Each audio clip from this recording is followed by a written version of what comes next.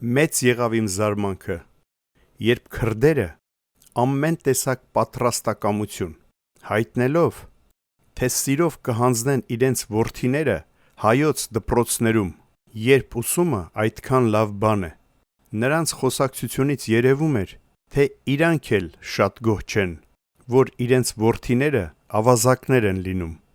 և իրավ, այդ ժողովուրդը ինչով է մեղավոր, որ մնացել է վայրենի, որ իր ապրուստը որոնում է ավազակության և մարդասպանության մեջ, մեղավորը մենք ենք, որ մինչև այսօր չաշխատեցինք կրթել նրանց, մեր սեփական շահերը պահանջում են անել այդ, եթե ցանկանում ենք ազատ մնալ գազանների կատաղությունից,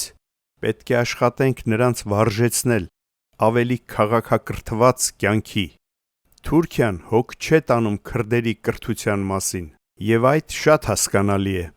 որովհետև քրդի վայրենությունը ավելի նպաստավոր է նրան,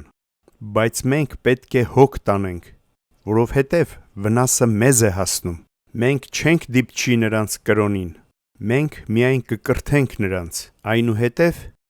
ջուրը իր բնական ճանապարհը կգտնե։